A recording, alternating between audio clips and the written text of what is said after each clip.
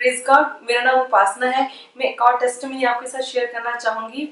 Usually हम लोग घर में जब भी हम डिनर बनाते हैं तो साथ में हम लोग वर्शिप सॉन्ग परमेश्वर के प्ले करते हैं, एंड देन साथ साथ हम सिंग भी करते रहते हैं और खाना भी पकाते रहते हैं। एंड देन एक बार ऐसे ही हुआ कि फ्राइडे की बात है, मैं डिनर तैयार कर रही थी और वर्शिप सॉन्ग्स गा रही थी। तो अचानक से खाना बनाते समय अचानक से मेरे दिमाग में 3 शब्द आए, 50 रुपीज, ऑटो, चर्च। मैंने कहा ये क्या है अचानक से। फिर मुझे लगा कि नहीं कोई बात नहीं, अब संडे आने वाला है तो बस माइंड में वो चल रहा है कि हमें चर्च जाना है। देन फिर मैं अपना खाना बनाने में बिजी हो गई और सॉन्ग गाने में बिजी हो गई। फिर से माइंड में आया 50 रुपीज, ऑटो, चर्च। तो मैंने उस सेकेंड टाइम भी इग्नोर किया, इतना सीरियसली नहीं लिया इस चीज को। देन थर्ड टाइम फिर से हुआ 50 rupees, auto, church. That's it. वो फ्राइडे की नाइट थी।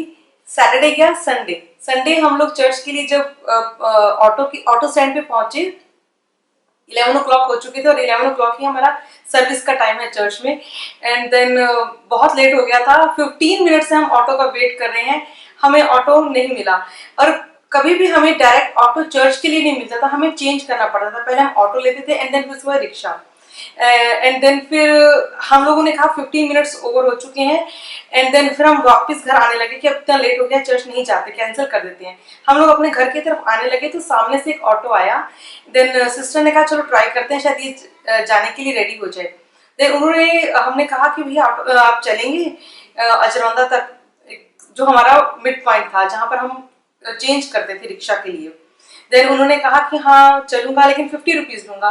तो सिस्टर ने कहा नहीं भैया इतने में तो अपने 15 सेक्टर और अपने चर्च पहुंच जाएंगे हम। देन कहते हैं ठीक है कोई बात नहीं, मैं आपको 50 रुपीज में आपके चर्च पहुंचा देता हूँ। हम इतने खुश हुए जैसे हम बैठे ऑटो में। देन मैंने रियलाइज किया कोई है मेरे आसपास, सच में कोई है, कुछ अलग सा था वो फीलिंग।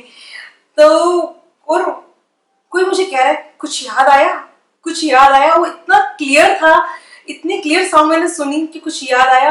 फिर मैं इतनी एक्साइटेड हो गई, मैंने सिस्टर को कहा तो याद कर, गॉड मुझसे बात करे और मुझे कह रहे हैं कि मैंने तुम्हें प्रॉमिस किया है कि 50 रुपीज में तुम्हें ऑटो से चर्च लेके जाऊंगा।